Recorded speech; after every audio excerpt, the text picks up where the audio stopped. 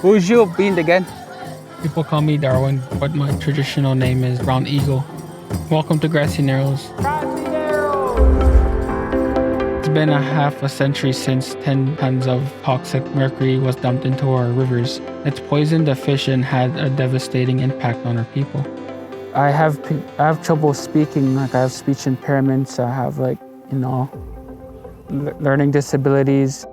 We're only kids. We're literally youth having mercury symptoms already from our lake, our home. It's Canada's worst health crisis, but the government wants to keep it quiet.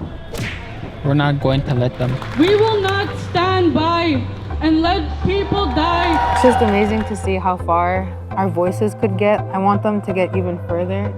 And that's where you come in. With your help, we'll take this fight global.